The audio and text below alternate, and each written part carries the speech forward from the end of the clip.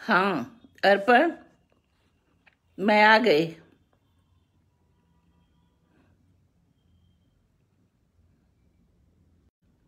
Hello, आप कहेंगे तो मैं शुरू कर दूं।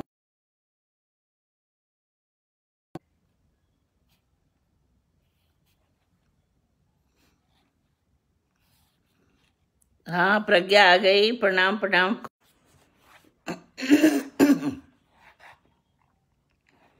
आज हम बहुत दिनों के बाद अर्पण के ही प्रोग्राम में आए थे, ही शुरू कर रहे हैं।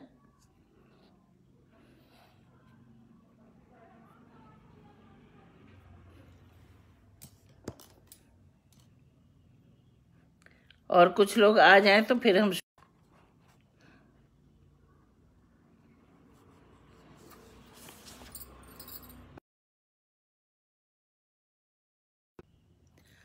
तो ऐसा है कि अर्पण भी आ जाएं और हमारे भी जो श्रोतागण हैं जो जिनको आना चाहिए, तो फिर हम शुरू कर देते हैं।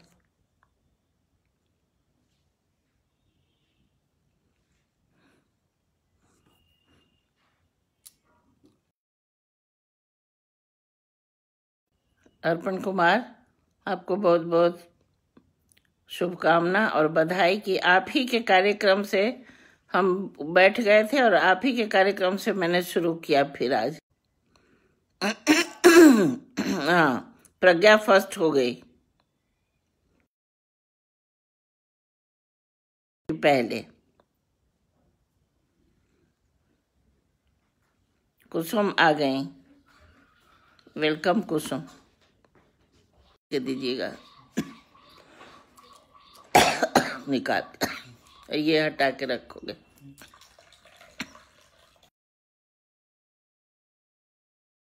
मयंक पांडे जी आ गए, खुश रहिए मयंक, आप समय निकाल के आ गए।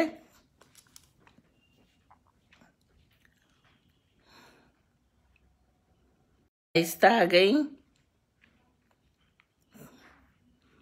कुछ लोग आ जाएं तो हम शुरू कर देंगे।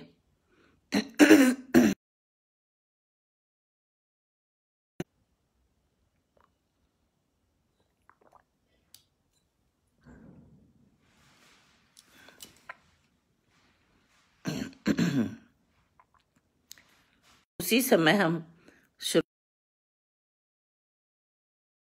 तो कुछ लोग और आएंगे।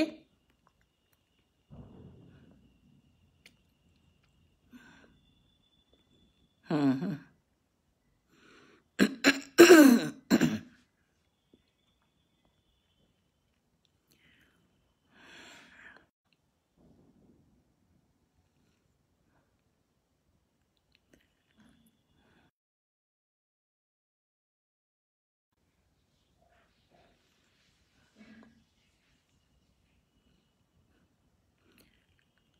खुश रहो शाइस्ता।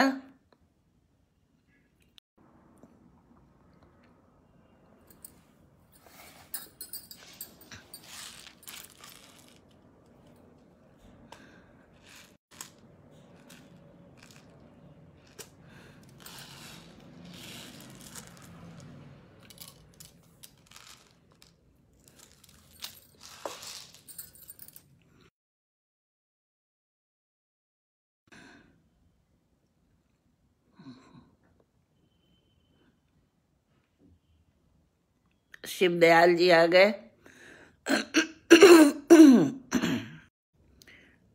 हाँ शिवदयाल जी, थोड़ी देर में हम शुरू कर देंगे।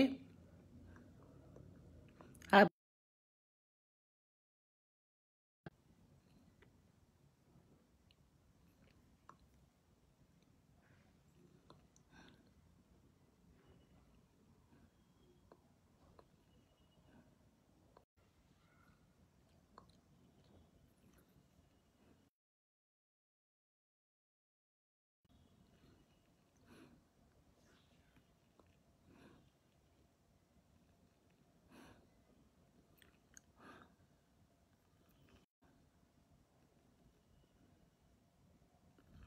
अच्छा तो क्या शुरू कर दें हम लोग? और अर्पण, आप बताइए कि बातचीत शुरू कर दें।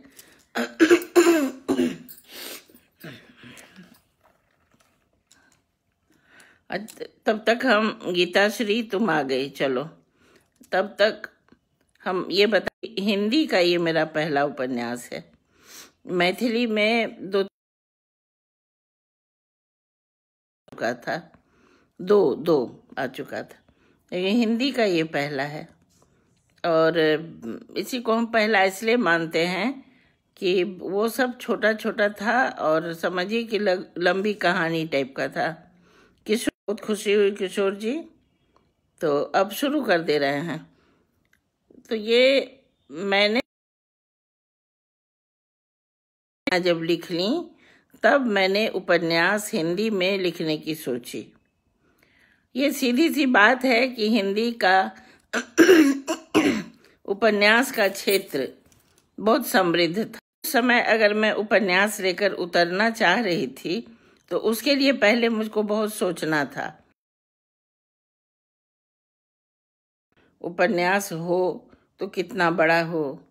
तो एक बात है कि बाबा नागार्जुन हमारे मार्गदर्शक थे, तो वो हमेशा कहा करते थे कि मत लिखना, 200-250 से ज्यादा पृष्ठों का उपन्यास सही है, कोई गलत नहीं कहते थे। तो इतना सोचते विचारते मैंने 1995 में उपन्यास लिखना शुरू किया। विजय गुप्त जी आ गए, क्योंकि इसको लिखने में कुछ समय लगा, कुछ समय मतलब 4-5 महीना लग गया। जैसा कि कहा जाता है, और ये सच भी है, कि आप बीती की ही कहानी होती है।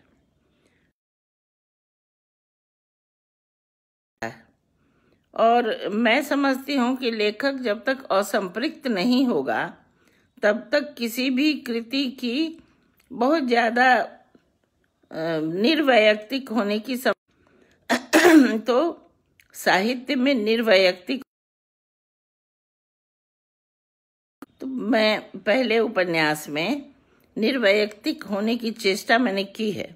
उसका कारण ये था कि मैंने कहानियां तो बहुत सारी लिख ली, तो एक इतना तो समझ में आ गया था कि, तो मैंने उपन्यास, अब देखिए वही मैं बता रही हूँ कि अपने परिवेश, अपनी जीवन पद्धति और अपने इर्द गिर्द के पात्रों के अतिरिक्त और क्या हो सकता है कि आप कुछ लिखें। यही किया कि मैं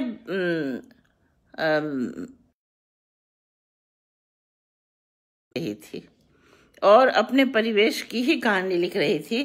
तो मैंने लिखने के लिए जो लेखकीय भूमिका दी, उसके 4 लाइन आपको सुना देना चाहती हूँ। उपन्यास फागुन के बाद आजादी की आखिरी जंग से शुरू होकर सन 56 तक पहुंचता। 1957 1857 का जश्न वर्ष था। तब तक लोग निराश नहीं हुए थे। भारत के स्वर्ग बनने की आशा अभी बाकी थी। विश्वास करती थी जनता। सपने सरकने लगे थे, परंतु उसकी रेशमी सरसराहट ने किसी को अब तक यह भान न होने दिया था कि वे छले जा रहे हैं, उन्हें उनके साथ धोखा हो रहा है। ये उपन्यास 4 पंक्तियां पढ़ी हैं।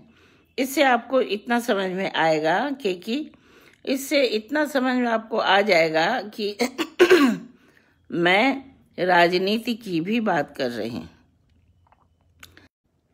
इसीलिए आप अगर समाज की कहानी कहती हैं, किसी प्रेम कथा का वर्णन करते हैं, किसी विपत्ति गाथा का वर्णन करते हैं, तो उसमें हर हालत होती है राजनीति है। ये जो है, जो सर्वोच्च कुर्सी पर बैठा है, वो लोक ही है। कैलाश जी आ गए, प्रणाम। तो लोक जो आ गया है उसी का तंत्र है, इसीलिए राजनीति तो है ही। तो मेरे और राजनीति इसलिए था कि मैं एक गांधीवादी परिवार की थी और स्वतंत्रता संग्राम के जो योद्धा थे उनकी बेटी, पूरा मेरा परिवार, माता पिता दोनों ने मिलकर समाज और विदेशी सत्ता के विरुद्ध युद्ध किया। मैं बेटी थी जब तो मेरा तो परिवेश वही था और रग रग में राजनीति इसलिए समाया हुआ था कि मैंने आंखों से देखा था चुनाव होते, जीतते, कुर्सी पर बैठते, नीति नियम बनाते, तो मेरी नजर में वो सब था। हाँ किशोर जी, समय के साथ चलते हुए मैंने वो फागुन के बाद जो उठाया उसकी कहानी, अब उसमें लिखा हुआ है कि मैत्री। तो मैं आप लोगों को ये बताना चाह रही थी कि राजनीति जो भी चल रही थी बताने के लिए मैंने फागुन के बाद उपन्यास लिखा। अब उस उपन्यास का कथानक तो बिल्कुल जैसा मेरा स्वभाव है, मेरी कहानियों का जो स्वभाव है, परिवार को पहले उठाया। उस मेहनत कश परिवार में बाल विवाह पहले यही रिवाज था, छोटे बच्चों का विवाह हो जाता था और जब वो बड़े होते थे तब गौना उनका बहू आती थी घर में। वो विवाह का विवाह कैसा होता था, कैसे छोटे छोटे बच्चे जो 5-7 साल के जो दूध अभी पी रहे थे, ऐसे बच्चे कैसे जाते थे और उसका तौर तरीका क्या होता था। जैसे बिलौकी मांगते थे घर घर में। तो पहले तो उस परिवार की कथा है और एक पूरा गांव है और एक मैत्री तालाब है और उस तालाब के चारों ओर बसा हुआ गांव है। आमतौर पे गांव में तालाब के चारों ओर बसावट, ऐसे लोग हैं जो आपकी सेवा करते हैं, आपके घरों में कामगार है, वो है। दूसरा ऐसा कामगार है जो बिल्कुल किनारे या उसके मोहल्ले को मुसहरी बोलते हैं। तो मुसहर पर एक विधवा नितांत निर्धन विधवा ब्राह्मणी है और उसके बाद जो एक बड़ा सा जो वो वहां के मालिकों का जो क्षत्रिय लोग थे उनका मोहल्ला था। इस गांव में सबों को एक दूसरे की जरूरत है, सबको एक दूसरे की चिंता है। ये उस समय की कथा मैं कह रही हूँ, जब मैं छोटी थी उस समय की कथा। और स्वतंत्रता सेनानी था तो और उनके मित्र लोग थे, तो उन लोगों ने एक तरफ जमीन खेती करते थे, लेकिन खेती तो करते थे, उनकी पत्नियां और उनके बच्चे थे, तो उनकी भी कहानी है। इतने लोगों की, इतने प्रकार के लोगों की कहानी है उसमें। मैं बता देती हूँ कि जो जिनके यहाँ शादी थी, जहाँ से ये शुरू होता है उपन्यास, शादी थी छोटे बच्चे की, तो उस समय उनका सम्मिलित परिवार था। अगर वो लोग 5 भाई थे तो उनके पास 2-2 बीघा के हिसाब से 10 बीघा जमीन थी। मतलब वो कामगार थे, मालिकों की सेवा में थे, लेकिन प्रतिष्ठित थे। तो वो जो प्रतिष्ठित लोग थे उनसे विवाह करके एक जरा ज्यादा अच्छा मंडल लोगों का वो घर था। अच्छी स्थिति वाले जो लोग थे उन लोगों ने शादी की अपनी बेटियों की।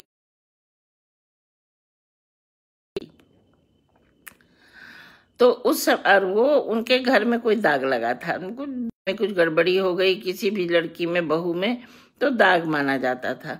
तो इस तरह का दाग था उनके घर में। तो अपनी जाति में शामिल होने के लिए ये लोग प्रतिष्ठित मंडल तो शादी किया।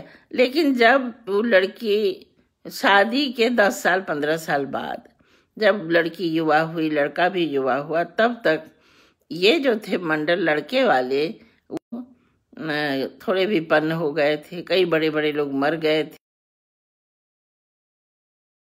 देहांत हो गया था।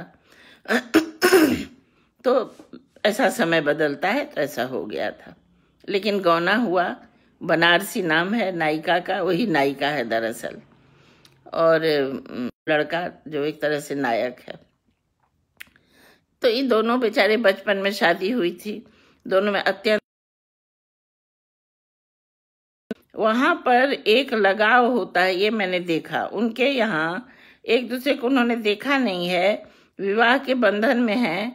जैसे आजकल अगर एंगेजमेंट भी हो जाता है तो एक दूसरे से परिचय, बातचीत, उस समय ये तो होने का कोई चांस नहीं था। लेकिन एक उधर पति की रखे हुए रहती थी, जो प्रेम का एक अव्यक्त भाव था, जो जब मिलते थे तो हाँ, बहुत प्रेम, उत्कट प्रेम नहीं हो सकता है, लेकिन बनारसी और सुखीराम में बहुत उत्कट प्रेम हो गया। गरीबी हो गई इधर, उधर उसके पिता अच्छे अमीर थे। उसके पिता को अब लग रहा था कि क्या दिया। ये मूल कथा है उसकी। उस मूल कथा का यही अर्थ है कि वो पिता जो है रात दिन इस जुगत में था कि कैसे अपनी बेटी को इसके यहाँ से हटा पन किसान के यहाँ शादी करे या किसी के भी यहाँ करे जिससे मुझको भी लाभ हो। अपना भी वो चालाक किस्म का आदमी था, क्योंकि समाज में हर तरह के लोग हैं कि जब पानी भरने लगा, हम लोग तो नदी किनारे के लोग हैं, तो जब गांव में पानी भरने लग जाता है तब फिर वो क्या करते हैं, तो वो लोग कहीं कहीं चले जाते हैं। तो बंगाल में ज्यादातर चले जाया करते थे पाट धोने के लिए। जूट बहुत होता था उधर पाट धोने के लिए, उसमें अच्छा पैसा, आमदनी अच्छी होती थी। तो लोग ये चौमासा में जूट धोने चले जाया करते थे वहां। उधर एक संपन्न व्यक्ति से कर दिया, लीलाधर मंडल। अब लीलाधर मंडल की पत्नी का देहांत हो गया था और उनके छोटे छोटे बच्चे,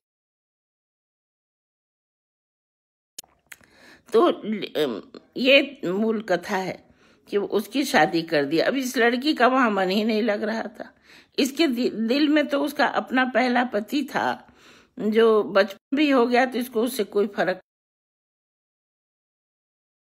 नया पति बिल्कुल पसंद नहीं था। इस लीलाधर मंडल इसको नहीं पसंद था, ये सुखीराम के साथ ही रहना चाहती थी, लेकिन उसके पिता ने कर दिया था। ये हुई मंडल की कथा। अब उस बीच में 3-4 कहानियां, अलग अलग उपन्यास हैं, तो उसका अलग अलग, जैसे ठाकुर साहब हम लोग के यहाँ कहते हैं, तो उनकी एक बहन है, जो बहन बच्चा को जन्म देते हुए उनका निधन हो गया। तो उस फेकू बाबू, तो वो इसलिए फेकू बाबू की, उनका गांव में ये रिवाज है कि जिस बच्चे को अजीबो गरीब नाम डाल दो, तो उसका नाम फेकू कर दिया। और भी कुछ नाम था, लेकिन फेकू बाबू। इधर वहां उस घर की बड़ी त्रासद कहानी, उस घर के नायक थे और उस गांव के आदरणीय जो थे, जो उस जमाने में स्वतंत्रता सेनानी थे और उस 1936 का चुनाव लड़के जीते थे, उनको टीबी हो गया और टीबी से कोई जीता होता था नहीं। सैनिटोरियम भी गए और वो मर गए। देश आजाद भी। अब हुआ ये, जो देश आजाद हो गया, हो जाने के बाद उस समय एक बात थी जो शायद आप लोगों को ना पता होगी, तो हमने अपने उपन्यास में वो चर्चा की है कि उस समय जो ऐसे, तो उनके परिवार के एक व्यक्ति को तत्काल नौकरी मिलती थी, अच्छी नौकरी थी। तो उस समय बहुत सारे जो डिप्टी मजिस्ट्रेट हुआ या डीएसपी हुआ टाइप का, जो और भी पद सब इस तरह का, इस सब पद में नॉमिनेशन हो जाता था। तो उस नॉमिनेशन के तहत ये था कि उनका नॉमिनेशन होगा। उसी में एक प्रोफेसर साहब थे कि हमारी शादी अगर उनकी बेटी से हो जाएगी तो हमारा नॉमिनेशन हो जाएगा और हम मैजिस्ट्रेट हो जाएंगे। तो ये सपना उन्होंने देखा। तब तक मैं उन्हीं का एक भतीजा जो बड़ा था वो अपना वो बीए डिप्टी मैजिस्ट्रेट बन गया। ये कहानी में अजीब मोड़ है कि उस प्रोफेसर साहब को बड़ा गुस्सा आया। प्रोफेसर थे, बड़े विद्वान थे, और लेकिन उन्होंने जीवन भर इन्हीं को अकारण, उस लड़की की कोई दोष नहीं था, अकारण उसे इतना उसके साथ दुर्व्यवहार किया कि उसका दिमाग ही चल गया था। ये बात हो गई थी। तो इसकी भी उसमें चर्चा है कि एक ही जगह एक बेईमानी एक उन्हीं के घर के आदमी करते हैं और दूसरा उसका बदला निकालते हैं उस बेकार गाय की तरह से जो उसकी पत्नी है, उसके बच्चों की माँ। ये उनके घर की हुई कहानी। एक तीसरी कहानी जो ब्राह्मण लोगों की है, वो बाल विधवा ब्राह्मणी है, बाल विधवा नहीं है। उन्होंने किया, अच्छे भले लड़के, पता नहीं कैसे ट्राम में कट के बीमार हो, जो भी मर गया तो उसकी बेटी बाल विधवा हो गई। अब बाल विधवा हो गई तो वो दैया नाम की पंडिताइन है। पंडिताइन का काम क्या था, कैसे वो अपना जीवन काटती थी, सोचिए। वो खेती करती थी, खेती बन बहुत ज्यादा नहीं था, थोड़ा वो, और उससे वो जनेऊ काटती थी और जनेऊ बेचती थी। इस तरह से उनकी सहायता, कुछ कवि ठाकुर सब मिलके उसकी सहायता करते थे उन ब्राह्मणी का। मेरे पूरा यूनिट था जो एक दूसरे की मदद करता था। तो यही हम कहना चाह रहे थे कि सारी विसंगतियां होते हुए दुष्ट भी लोग थे, बदमाश भी थे, लेकिन एक जगह पर आके सभी एक दूसरे की मदद करने को तैयार होते थे।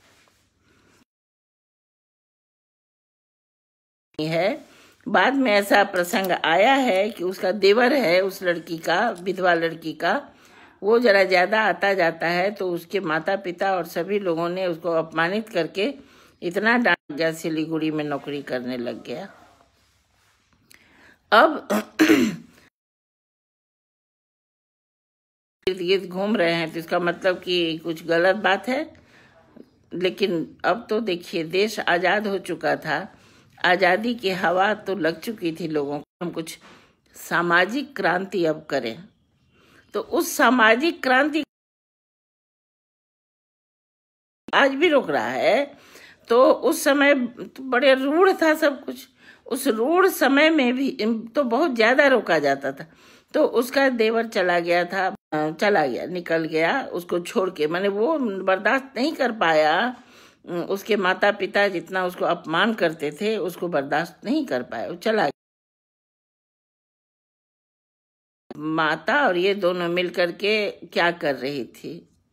अब मैं इसी बीच में आपको बताऊं कि उस समय शुरू की बात, उसके पहले चल रहा था ये काम, लेकिन अब बुनियादी विद्यालय शुरू हो चुका था। तो इसको अंबर चरखा का केंद्र बनाने के लिए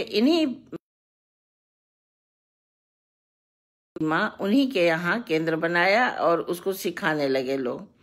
वो लड़की सीखने लग गई, सीख के वो अंबर चरखा की टीचर हो गई, मास्टरनी। खुद भी बहुत ज्यादा सूत काट के करने लगी। और ये एक समय में, आप लोगों को शायद पता हो या ना हो, एक समय में खादी वस्त्र के लिए बहुत विख्यात था। अभी भी आप जेपी का, जवाहरलाल नेहरू का पत्र जेपी के नाम से, उसमें लिखा है कि इंदु को तुमने जो साड़ियां भेजी प्रभावती के नाम से, वो इन्हें बहुत, अर्थात हमारे यहाँ मिथिला में बहुत सुंदर वस्त्र बनते थे खादी के। तो वो समय था जबकि खूब ये पीक पर था, बहुत ज्यादा होता था। तो मैंने सोचा उपन्यास में अगर दर्ज करूं तो ये तो नोटिस लिया जाना चाहिए कि एक समय में मिथिला में ये इस प्रकार का स्त्रियां करती थे। ये एक बाल विधवा लड़की और वो उसकी कहानी है। मैंने कहा ना कि मेरे इर्द गिर्द जो लोग थे उन्हीं की कहानी मैं लिख रही। सत्य है, कोई भी झूठा नहीं है, सब सत्य है। अब उसमें एक लड़की थी, हाँ मुसहर थे। तो मुसहर सेवा मंडल बनाया था, जो उस साजी हाता में ही रहने वाले एक व्यक्ति थे, जिन्होंने, अब मैं उनका सीधे सीधे नाम भी ले सकती हूँ कि सब जानते हैं। उनके जो पिताजी थे उन्होंने प्रोफेसर बलदेव नारायण, उन्होंने मुसहर सेवा मंडल बनाया था रोसड़ा नामक स्थान में, वो समस्तीपुर जिला में है। मुसहर लोग पढ़ने गए तो बड़ी चिरौरी से मुसहर टोले की और जानकी भी गई। जानकी ने उस जमाने में मैट्रिक पास किया, ये है 1954-55 मैट्रिक उसने पास किया, स्कूल पास किया। ये बहुत बड़ी बात है। जहाँ लोग निरक्षर हैं, ब्राह्मणी राजपूत की स्त्रियां नहीं पढ़ती थीं, वहां अगर एक लड़की मुसहर पढ़ के मैट्रिक पास कर लिया तो ये छोटी बात नहीं थी। अब वो जो है उसने सोचा कि अपने उसने शुरू भी किया कि और लोगों को पढ़ाएंगे लिखाएंगे, बड़ा उत्साह था। अब देखिए कि हमारे उसमें जो एक त्रासदी सिर्फ बाढ़ की नहीं है, बाढ़ के पीछे पीछे बहुत चीजें क्या आता है। वो हम लोग के यहाँ कहावत भी इस तरह का है जिसका हमने खुल के उपयोग किया है। फागुन के बाद में बहुत सारे कहावत, बहुत सारे गीत का उपयोग किया है कि बाढ़ के साथ बहुत सारे ऐसे वाकये होते हैं जो आपको पानी में डुबाने के अलावे दूसरा सब कुछ कर देता है। तो उस और ये झूठी बात नहीं है। बहुत से लोगों ने मुझसे कहा कि क्या आप उसको किसी बाबू साहब से विवाह नहीं होने देना चाहती थी, इसीलिए आपने मार दिया। मुझे प्रश्न करते हैं, इसमें मैंने उसी को समर्पित भी किया है। मर गई, उसके मरने से क्या हुआ वो भी मैं आपको बताऊं। और उसकी चर्चा है कि उसके मरने से ये हुआ कि सारे मुसल्लठ लेके पिल पड़े जो आए कहने कि अब पढ़ने चलो, कि अरे हम लोगों में पढ़ाई लिखाई सभी लोग हैं हम लोग, और वो तो बेचारे लोग नितांत भोले भाले हैं। मुसहर जो जनजाति है एक तरह से, वो बड़े भोले लोग हैं। देना चाहते हैं आप लोग, हमारे यहाँ पढ़ा और टोकरा सहता है, हमारे यहाँ कोई नहीं पढ़ेगा। और समझिए जो ठप हो गया, अगर वो लड़की जीवित रहती तब शायद उसमें, लेकिन सचमुच में पूरे इलाके में वो लोग बैठा के अपना, उन लोगों का जो जातीय पंचायत है बैठा, और पढ़ना लिखना उन लोगों ने बिल्कुल ही छोड़ दिया। तो इस तरह से वो एक बड़ी बात हुई जो प्राकृतिक थी लेकिन सामाजिक रूप से पीछे ले गई, मिथिला के उस जाति को पीछे ले गई।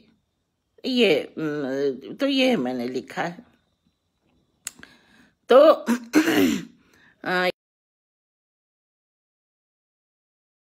और बताएं कि मुख्य कथा जो है उसकी, उस लड़की की, बनारसी की और उसके पति सुखीराम की। तो सुखीराम तो अभी है ही नहीं गांव में, वो तो बाहर गया है, उसको तो पता ही नहीं कि उसकी पत्नी। गांव में तो लोगों को पता है, सबको मालूम है कि होली तक आ ही। उसके परिवार के लोग तो बहुत बेचैन हो गए, पता जब चला कि मेरी बहू को दूसरी जगह शादी कर दी गई। तो अब इन लोगों के मन में ये समझ में नहीं आ रहा था कि वो बहुत हम कुछ नहीं कर सकते हैं। ऐसी स्थिति में उन्होंने एक था, तो बाबू साहब का जो वो बच्चा लोग था फेंकू वगैरह साथ दे रहा था। लेकिन उसके साथ साथ एक बड़ी कमाल की बात है कि उस इलाके में एक था डकैत, इसमें ही नाम दिया हुआ है। वो हीरावल सचमुच का डकैत था, डाका डालता था, उसका ग्रुप था। अब ऐसा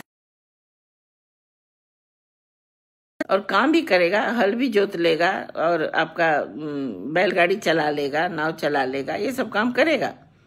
लेकिन वो डकैत था, और डकैत जो था वो ऐसा ही डकैत था कि खूब डकैती। लेकिन जैसे कहानी सब है जो जिसका हम थोड़ा थोड़ा चर्चा मैंने की है,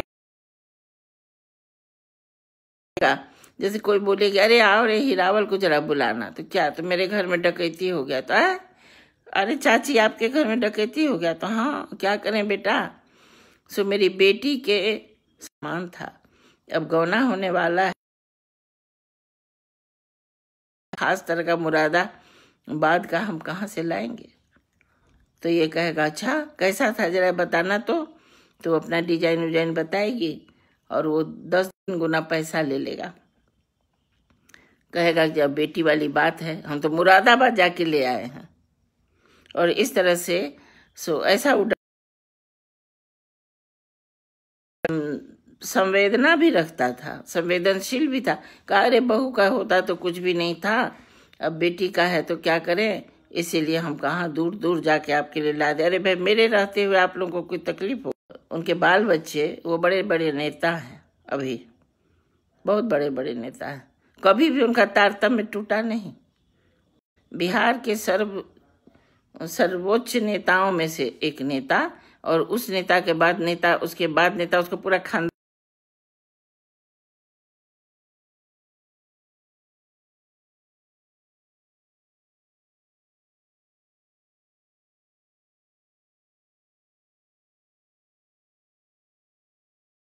भूमिका थी उसके दिलो दिमाग में ये आया कि अच्छा इब मंडल का इतना हिम्मत हो गया कि अभी सुखीराम यहाँ नहीं है और उसकी बीवी को जबरदस्ती चुपचाप शादी कर देगा। सकता है, हम लोग भी तो है कुछ। तो पहले हुआ क्या, जो हम लोग उसको मार, निर्णय ये हुआ कि नहीं मार कूट के नहीं लाया जाए। जब बहू राजी है तो चुप्पे से उसको उठा के, जैसे वो चुप से शादी कर दिया है वैसे चुपचाप उसको उठा के ले आए। अब इसके लिए तो बहू राजी है कि नहीं जानना पड़ेगा। उसके लिए कुछ औरतें अपना तरह तरह से डिजाइन बना के तरीके से उसके आंगन में पहुंचती है और उसको पता चलता है कि बहू राजी नहीं है इस आदमी। बहू तो हम आएंगे यहाँ, तो ये बहुत राजा तो है नहीं। अब तुम फिर सोच लो तुम्हारा बाप क्या सोच के तुमको शादी यहाँ किया, तुमको क्या चाहिए। तब उस बहू ने कहा कि मुझे कुछ नहीं। ठीक है तो तुम भागो। खुद गई थी चेहरा उरा मैं अपना चूड़ीहारिन वगैरह बन के। तो फिर उसने, ये सब होता है गांव में होता था, तो उसने कहा जो ठीक है, तो उसने बता दिया कि अमावस्या के दिन माघ का जो अमावस्या या फागुन का अमावस्या के दिन, तो उस दिन आएंगे हम लोग, नाव लगाएंगे, मसहरी वाली नाव होगी, बहुत सारी होगी, क्योंकि वो वहां पर एक कुशेश्वर नाथ मंदिर है, शिव जी का मठ। तो उस मठ पर बहुत से लोग, पूरे इलाके के बड़े बड़े लोग भी आते हैं। तो बड़े लोगों की नाव में मसहरी, पलंग, ये सब लगा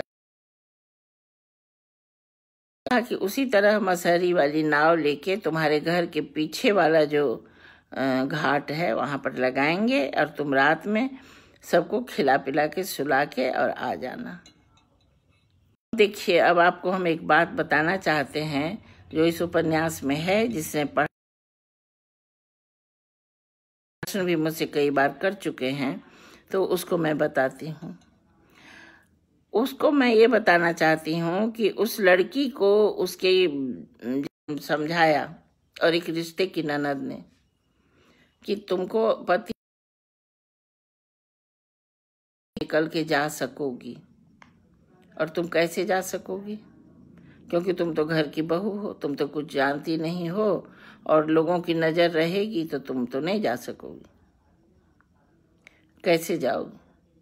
इस तरह से तो कि बदल गई हो तुम। पहले तो मुंह फुला के रहती थी, किनारे किनारे रहती, अपना दे के भी लीलाधर को अगर अपने प्रति आश्वस्त कर सको तो करो, तब चलो। अब देखिए, ये मैं हमेशा कहा करती हूँ कि प्रेम जो है, पढ़े लिखे लोग अनेक बात बोलेंगे, और 80% जो लोग हैं उनमें से एक है। 20% सीता सावित्री कल्ट की हैं, जो अपर कास्ट की हैं। लेकिन ये लोग जो मेहनत कश वर्ग हैं, इनके लिए अगर प्रेम है तो प्रेम बहुत ऊपर है शरीर से। क्योंकि उसमें भी मैंने जो जैसा वो लोग बोलती हैं यही मैंने लिखा कि उसने कहा कि तुम्हारे देह घिस नहीं जाएगी। इस तरह से ऐसा कर लो जो तुम्हारे प्रति आश्वस्त हो जाए, निश्चिंत होकर सोए तो तुम निकल के भाग सकती हो। ये ऐसा हुआ और ऐसा उसने किया। उसने बनाया अपने नए पति के साथ कि मैं तुम्हारे घर से भाग जाऊंगी। इसको रहा नहीं गया, इसको लगा कि इस आदमी को मैं ठग के क्या करूंगी, क्योंकि इसका क्या दोष था? मेरा कोई दोष नहीं था। इसकी पत्नी मर गई थी, इसके 2 बच्चे थे, तो ये शादी करना चाहता था, तो इसीलिए इसका कोई दोष नहीं था। तो मैं तुम्हारे घर से भाग जाने वाली हूँ।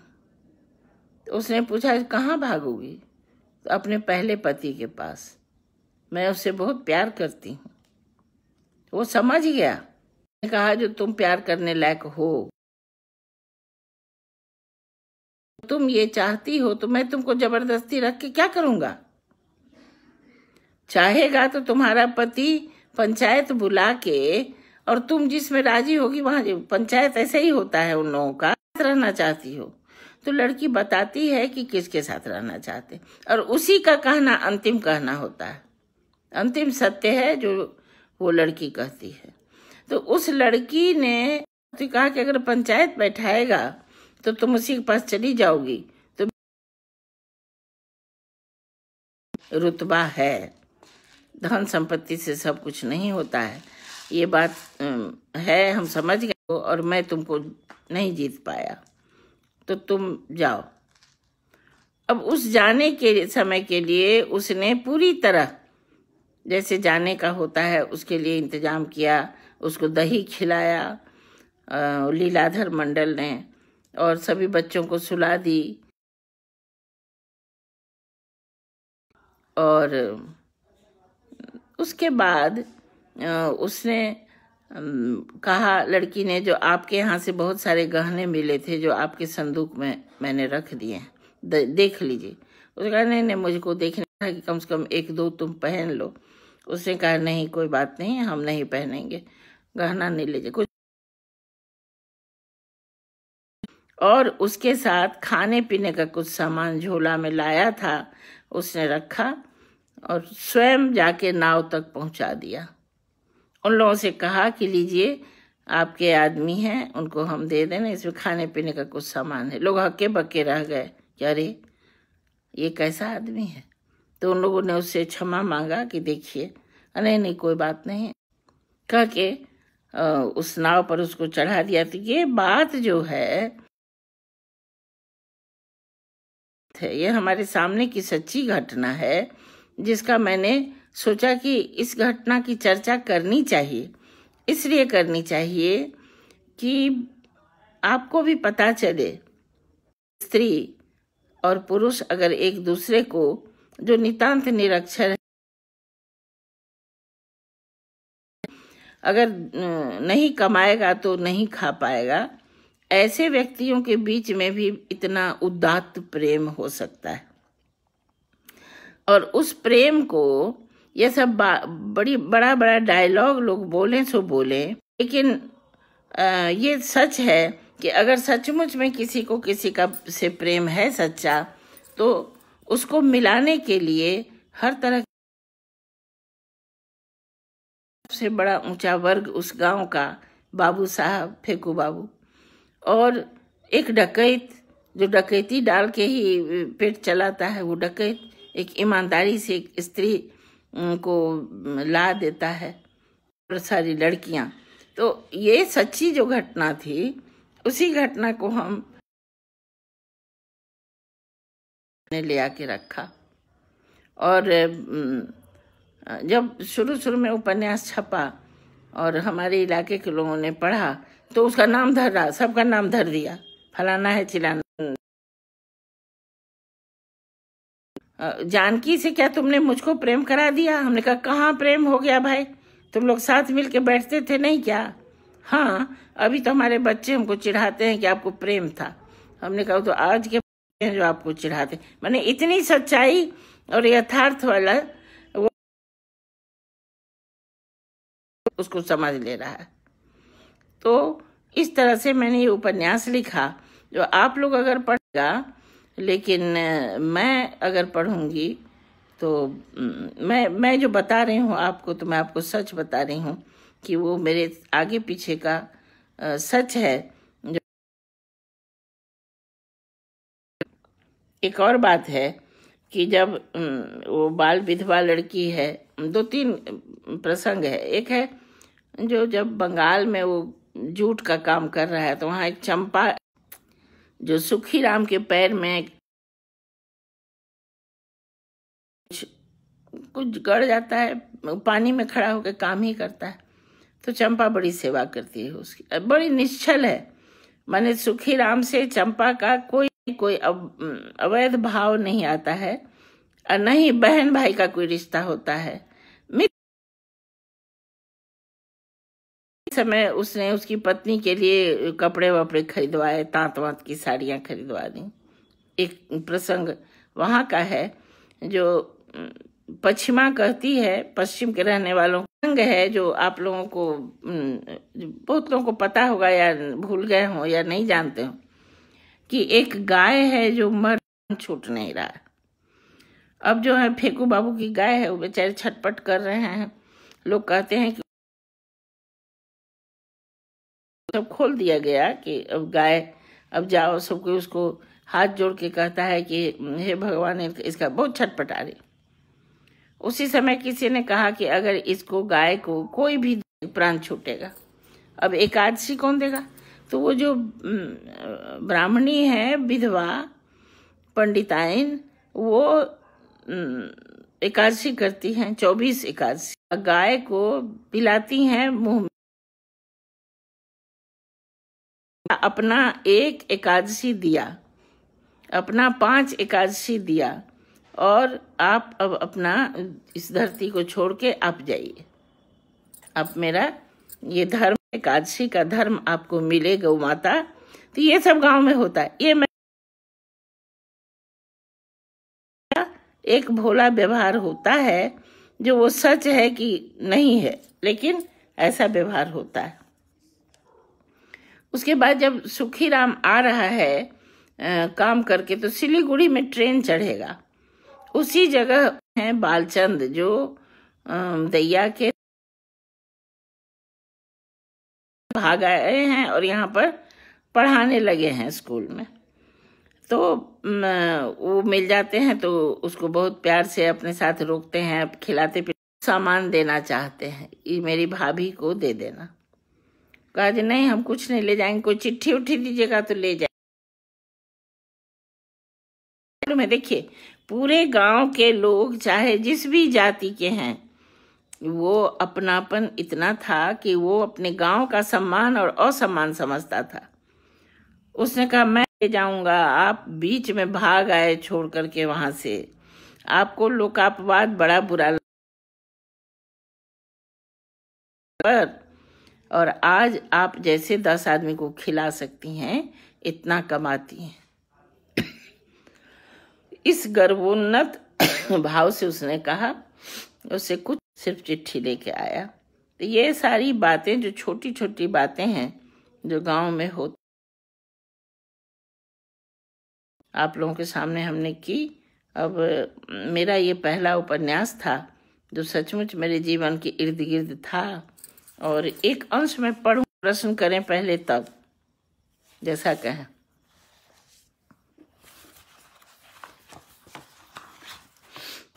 एक छोटा सा अंश जो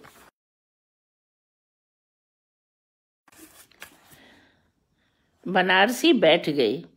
सुनो, संदूक में तुम्हारा दिया गहना और रुपया है। उधर कोने में रेडियो धरा है।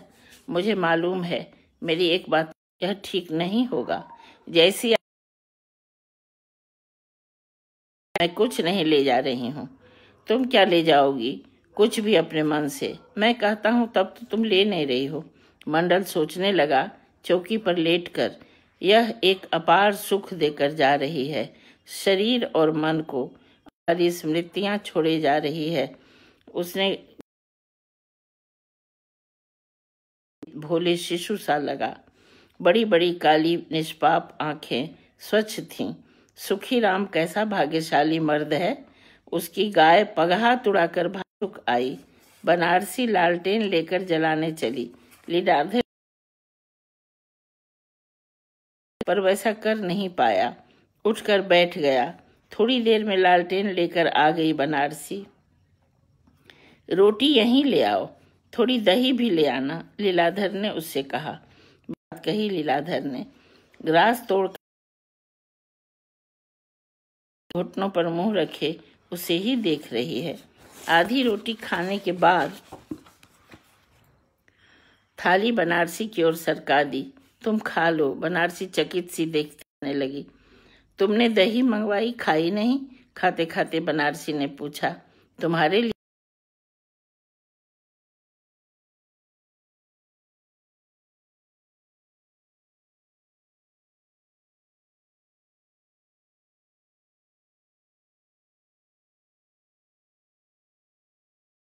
यहाँ से ठाकुर गांव के घाट पर क्या रात भर में पहुंच जाओगी?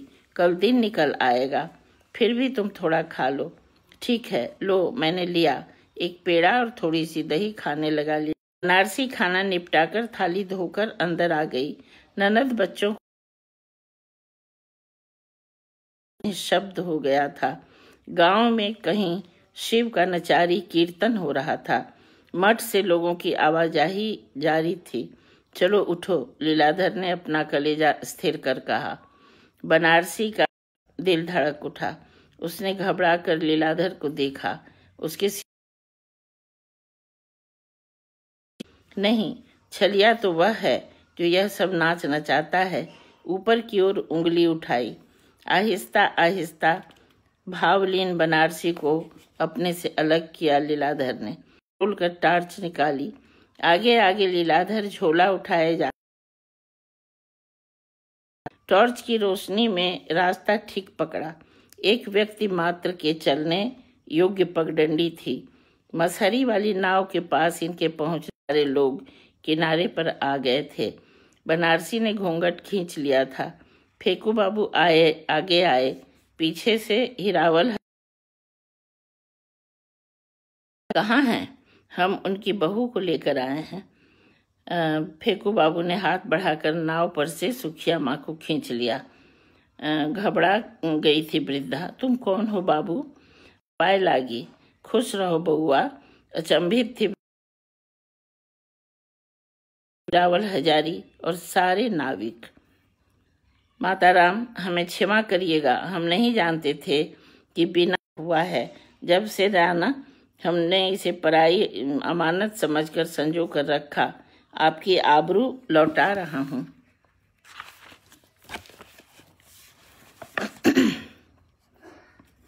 धन्य हो भाई लीलाधर। धन्य तुम्हारी जन्मदाता माई। इज्जत आबरू को बिना कलेश के लौटाना कोई तुमसे सीखे। इलाके में तुम्हारे नाम का गीत कहते हैं। हम नतमस्तक हैं भाई।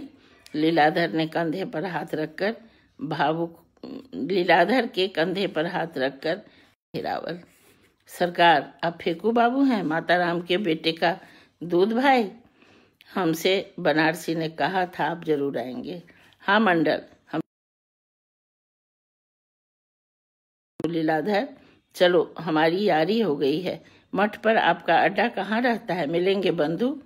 फेंकू भैया, हम महादेव साव के गोला पर रहते हैं, मुलाकात होगी तो बहुत खुशी होगी। अवल लीलाधर से उस को फिर बनारसी को नाव पर चढ़ाया। हाथ का झोला हीरावल को पकड़ाते हुए लीलाधर ने कहा, यह पाथे है, काम आएगा, थोड़ा चिवड़ा और मधुर है। आइए हजारी, राम राम। राम राम भाई। नाव धारा की दिशा में चल रही थी। लालटेन की रोशनी पानी पर हिलडुल कर बड़ा वृत्त बना रही थी। आगे एक बड़ा मोड़ था।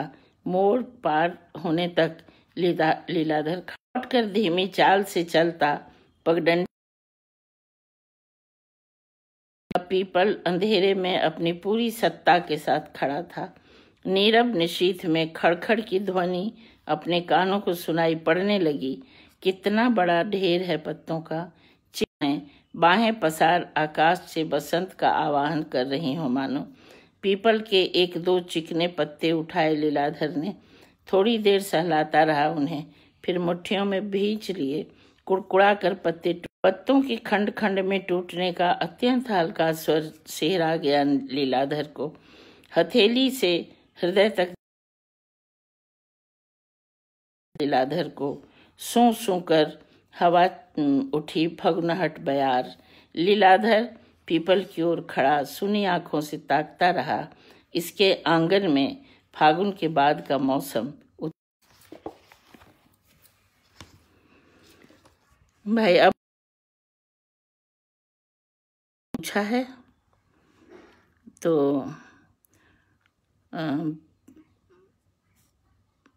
मैं देखूं कि क्या क्या है। रजत, विद्रूप यथार्थ का, कुमुद सादर प्रणाम। जरा देर हुई आपको। पुराना समाज और समाज से परिचय कराता उपन्यास 1956 के अंत तक की कहानी है। और मैं बताऊं कि मेरे मन में ये बात आई कि मैं धीरे धीरे कहानी कहूं अपने समाज की, अपने बदलते समाज की। तो राजनीतिक कहानी फिर अगला उपन्यास मेरा है इसी प्रकार का, क्योंकि इसी में लिखा हुआ है कि अब गांव में लोग नहीं रहेंगे। 57 तक लोग गांव की चिंता करते रहे, गांव में रहे, लेकिन 57 के बाद लोग राजधानी आके बैठ के हम वहाँ उस समय का लिखें। उसी बीच में कुछ एक बात हुई जो मैंने सीमांत कथा लिखा। हमारा समाज और हमारी राजनीति वहां तक आ गई जहां दूसरे को हत्या करने लगे, हत्या पर उतारू हो गए। हम कहाँ आ गए हैं ये बताने के लिए हम क्रमशः इस तरह का हमने समाज और अपनी राजनीति की चर्चा बिल्कुल सामने में आपके सामने में रखेगी। उसके बाद मैंने फिर पानी पर लकीर लिखी। वो जब पंचायती राज हुआ और उसमें महिलाओं को आरक्षण सीटें मिलने लगी, तब कुछ राजनीति का रुख कैसे होता है कि गांव मेरा मुख्य विषय है और भी सारा विषय है मेरे लिए, क्योंकि मैं शहर में भी रहती हूँ, महानगर भी गई हूँ, विदेश भी गई हूँ, सारे विषय हो सकते हैं, लेकिन मेरी जड़ें चूंकि गांव की राजनीति पानी पर लकीर के समय कैसी थी ये मैंने बताया, क्योंकि उस समय आरक्षण शुरू हुआ था।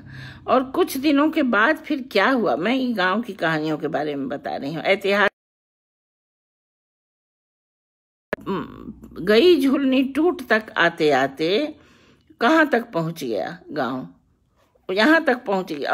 और सारे दुख पीड़ा तकलीफ तो जो है सो है, लेकिन यहाँ तक पहुंच गया कि पंचायत में पैसे लोग ले लेते हैं और तालाब नहीं खुदाते। अरे भाई, इसकी फिक्र किसी को नहीं है। तो यहाँ तक पंचायती राज तक आते आते पंचायती राज का 2 खंड मैंने लिखा और आप लोगों के सामने में फागुन के बाद से गई झुलनी टूट तक गांव कैसे बदलते रहे हैं और राजनीति।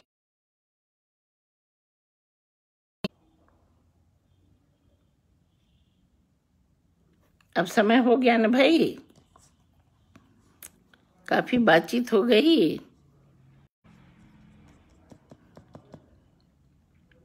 अब क्या सब कुछ किसी को पूछना है, बहुत ज्यादा आ रहा है। काहे वीडियो में क्या गड़बड़ी है? मुझे तो लग रहा है कि ठीक ठीक सुनाई दे रहा होगा। हाँ, दिनेश कुशवाहा जी ने पूछा है कि पानी में डुबाने के अलावा भी हाँ सब कुछ करता है। वो डिस्टर्ब क्यों है? लेकिन के बाद जो रखा किशोर जी, मुझे लगता है कि जब उपन्यास का अंत मैंने पढ़ा है तो आपको अब समझ में आ गया होगा कि इसका शीर्षक फागुन के बाद, इसका अर्थ आप ले सकते हैं एक इस प्रकार कि जब वो समय फागुन समाप्त होने का है और लीलाधर के जीवन से फागुन का एक तरह से अंत हो रहा है। ऐसा उनको लग रहा है कि मेरे जीवन में पतझड़ आ गया है। लेकिन उसमें एक आशा की किरण भी है, वो ये है मंजर आने का संकेत भी दे रहा है। उसके साथ एक और बात है कि जो समाज और राजनीति की जो गति दुर्गति है उसकी ओर भी अगर लोग बहुत आशा में थे, है हो सकता है उसके बाद का जो समय आए वो नए कोपल आए। तो कोपल तो बीच बीच में आते ही रहे हैं। ये समाज और राजनीति दोनों की भी बात मैं कर फागुन के बाद रखा।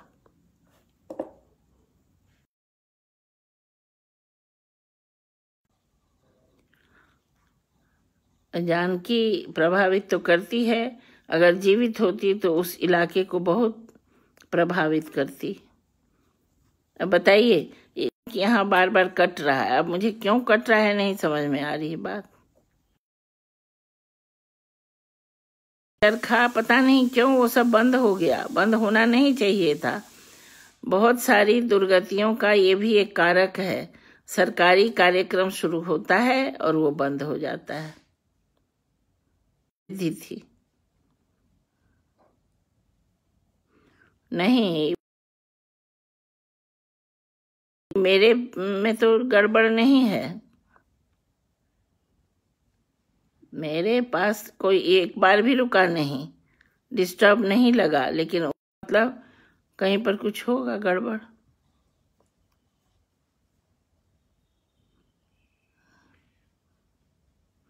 तो अभी मुझे लगता है कि काफी समय हुआ,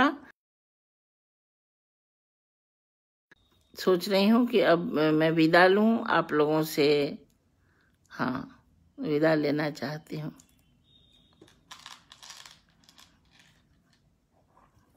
ये सब कुछ मुझे लगता है कि आप लोगों को काफी बातें समझ आ गई होंगी, और नहीं तो फिर तो उपन्यास है ही है पढ़ने के लिए, दूसरा संस्करण आ गया है। को फिर नमस्कार और बहुत बहुत बधाई और धन्यवाद, और जनसुलभ पुस्तकालय को सबसे ज्यादा।